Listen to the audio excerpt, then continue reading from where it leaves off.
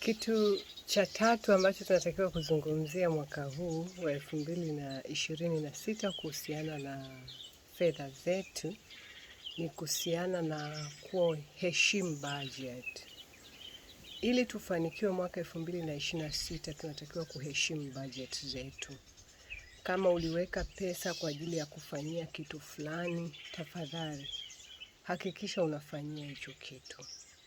Ukianza kuwa ni mtu ambaye unaweka pesa leo, unataka ufanyie hiki, kesho ukisikia kuna kengele huku unaitika, kesho ukisikia kuna filimbi huku upo, ukisikia kuna ngoma unacheza. Mwaka 2026 utakukuta na utakuacha pale pale. Hakikisha unasimamia bajeti yako kwa wewe ulionaye. Maana watu wengi wanaona ni kazi sana kuandaa bajeti. Wanaona ni kazi sana kujifunza kuandaa budget, lakini wanataka kuona matokeo. Kama hatuna budget, hatuwezi hata kujua, hatuna budget, hatujui budget ni nini, hatuwezi hata kujua ni nini kiwe kijumuishwe kwenye budget na nini kisijumuishwe. Kwa hiyo, kwa wewe uliye na budget yako, hakikisha unaisimamia, kuwa na nidhamu. Maisha yako yasiendeshwe na nani ataona vipi, nani atatoa maoni gani, nani atatazama nini. Maisha yako yaendeshwe na maono yako. Na uhakika mpenzi wangu una maono. Kama ni ya mwaka mmoja, kama ni ya miaka 3, 5, 7, 10, 15. Kama mimi ambaye hapa nina maono yangu ya miaka 15 ijayo, nadhani tunaelewana. Yaani ninahakikisha kila ninachokifanya hakinitoi kwenye hayo maono yangu. Na kama ningekuwa sina hayo maono, ina maana nisingekuwa na budget. Kwa sababu kila ninachokifanya sasa hivi ni lazima nihakikishe kwamba kiko ndani ya bajeti yangu, kinanitoa au kinanipeleka kwenye maono yangu. Maono yako ni nini? Niambie. Kama uko tayari kushare, je, bajeti yako ikoje? Unapata ugumu kwenye kuandaa budget au unaandaa lakini unapata ugumu kwenye kuisimamia? Tushirikishane, tusaidiane. Sisi ni wana wa Mungu, wote tufike pamoja jamani. Hakuna kitu kizuri kujua kwamba kwenye maisha yako uligusa maisha ya mtu na akatoka sehemu moja kwenda sehemu nyingine. Maana ukitaka kujua hicho ni kitu kizuri, waulize matajiri. Yaani fedha wanazo mpaka wanazo, hawajui hata cha kufanyia. Wanakuambia kitu pekee kilichobaki kinawafurahisha kuhusu fedha ni kumsaidia mtu. Putting a smile into person's face. Hiyo ndio kitu ambacho matajiri wengi kinawaburudisha. Kwa na sisi tuanze kupractice kuwa matajiri. Tutengeneze mazingira ya kuweka smile kwa mtu. Kwa sababu wengi wetu kwa kukosa budget tumejiona kama hatuna hela. Hata tukiambiwa tusaidie kitu tunasema hatuwezi.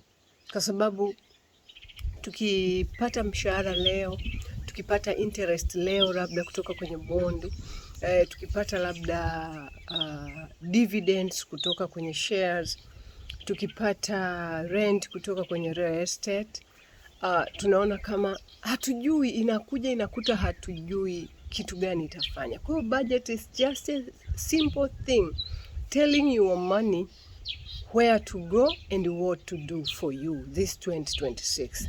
Usiache hela yako ikawa iko tu hewani, yani yenyewe kazi yake ni kuzurura. Yani haijulikani. Shetani akijua hauna maono, anakuamshia ya kwake. Ukiwa huna budget, pesa inakutengenezea budget.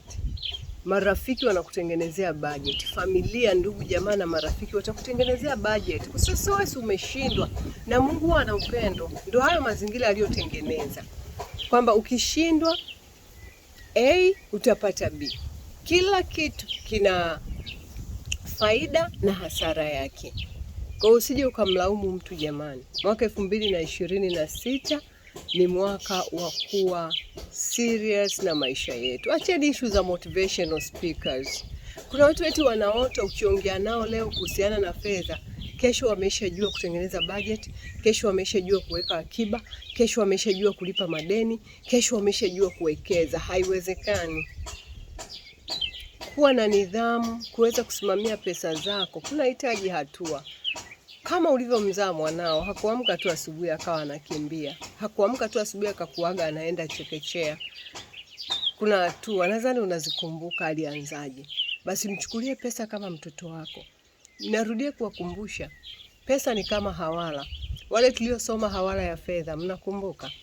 Hakuna hawala huwa ana tabia za kijingajinga, yaani anavumilia upuuzi.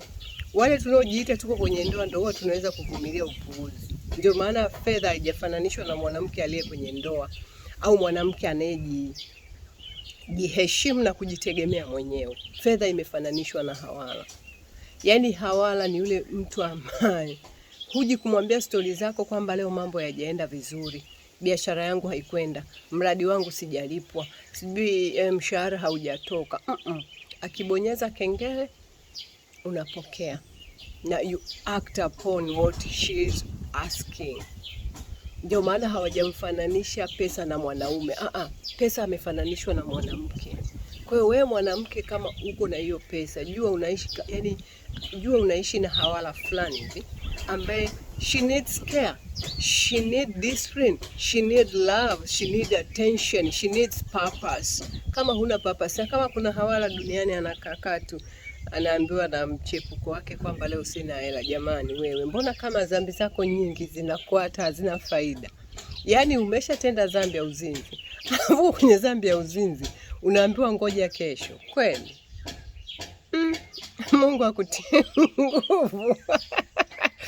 Basi hiyo ndio kitu cha tatu kati ya vitu ambavyo tunatakiwa kufanya. Kwa wale ambao hukuona video ya kwanza, cha kwanza tulizungumza nini? Mnakumbuka au mmeshasahau? Na cha pili, cha kwanza tulizungumzia hakikisha hauna madeni, na kama unayo lipa, na ukilipa usiwe na sababu yoyote itakayo kuingiza kwenye madeni. Vyote hivyo utafundishwa kwa hatua. Lakini kama huna madeni na wewe uko kwenye ndoa, hakikisha fedha yako na ya mwenzi wako mnaiunganisha. Jamani, nyie sio wapangaji mnaoshare nyumba, nyie ni mtu na mke wake. Lakini leo cha tatu tunachokizungumzia ni budget. Wewe una budget?